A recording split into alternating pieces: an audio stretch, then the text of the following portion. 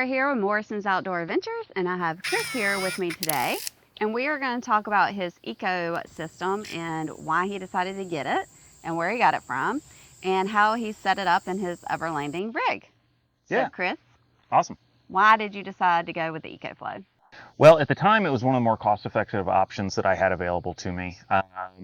Really was looking through Amazon, watched a ton of reviews on YouTube. Unfortunately, I'm a big fan of YouTube University, and that is where I get most of my information. So that's why we're trying to help share some of that with you guys as well.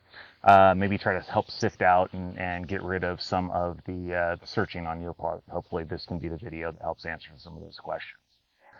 But basically, I went with EcoFlow. I went with their Delta Pro, Delta 2 Pro, actually. It's a 2,000 watt hours, just a little over 2,000 watt hours. I paired that up with their alternator generator. Really allows me to charge the battery while I'm driving down the road or while my vehicle's running. It actually gives up to 800 watts of charging while your vehicle's running and charging off the battery, your vehicle's battery and alternator. This allows you really to charge up that battery in really, really quick times. In 2.5 hours from completely dead zero, I can charge that battery up to 100% while driving down the road. Additionally, I've added a couple of 100-watt solar panels to that. This gives me some charging while I'm sitting stationary like we are right now. We've got a lot of really good sunlight right here. So I'm actually, it's only about 48 watts it's pulling down right now, but throughout the day, I can get up to 150 to almost 200 watts. I've actually seen it peak out at over 200 watts, which I don't quite understand, but hey, I'll take it. So was Amazon pretty easy to order from? Got to you fast? Yeah, absolutely. I mean, we all know Amazon. It's probably the easiest way to get things shipped directly to our homes. I actually caught some of the Amazon Prime deals. I got it on a really good discount at the time. But the prices are still really competitive with other options out on the market. One of the big things that for me, they don't use any proprietary plugs. The plugs they use as far as plugging in your solar panels or anything else is all common plugs. I think it's a XT60 is what they call it. We'll put that in the description as the direction. But it just allows me to use other accessories without having to use adapters and plugs. And there's a couple of solar generators out there that really use their own proprietary plugs, and you got to carry around a pack of adapters.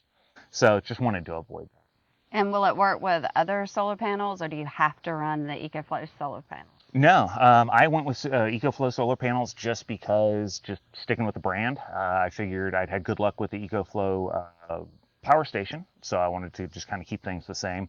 The nice thing is with the plugs they use the AT4 plugs, and it's pretty universal. You can plug those into just about any power station, and vice versa with the solar panels. So for the EcoFlow, what does it run on your truck? Does it just run the fridge, or how does that work? I've kind of got it redneck rigged. I've got everything set up basically except for the vehicle itself to run off of my EcoFlow. I've got lights. I charge the battery for my chainsaw I carry with me. I've got my WeBoost running off that. I'm probably going to add Starlink here soon. It's really one of the big things you've got to look at when you're trying to pick a power station, trying to determine the size you need. You really have to look at the wattage draw for the different things that you're going to be using. My WeBoost draws 10 to 11 watts consistently while it's running. So keeping that in mind and how long you need to be able to power those devices is really going to give you the opportunity to kind of hone in on the size of power station you need. Additionally, EcoFlow and some of the other manufacturers do it as well. They offer expansion batteries. So I can double the capacity of the battery that I have currently by purchasing the expansion battery, and it'll bump it up to 4 kilowatts, that's a lot of power. So with it running almost everything but the truck, is it real big? Does it take up a lot of room, or is it compact? No, we'll put some video of what it looks like, and I have it strapped down in the back of the vehicle. This is one of the really things you really want to watch out for. The rule I keep in mind is if I don't want to get hit in the face with it, I keep it strapped down. If I happen to flop or roll the vehicle, I really want to make sure I'm not getting bashed in the head by a 50-pound battery. Yeah, because this isn't just your overlanding vehicle, it's your off-roading vehicle too, correct? It is. So we take it on some gnarly terrain where it can bounce around. little bit. For sure. All right, so that was really cool of how Chris has his truck set up with the EcoFlow system and the solar panels. Chris, if some of our customers are interested in purchasing this and getting it set up, what can we tell them to do? Yeah, go to the link in the description, and also in you guys' link tree. We're gonna have links to all of our Amazon links, so you guys can get those there.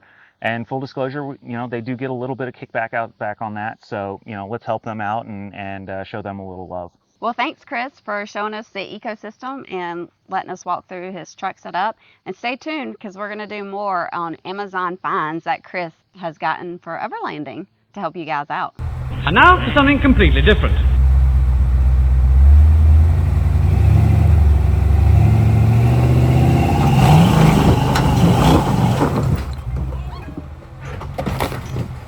Oopsie!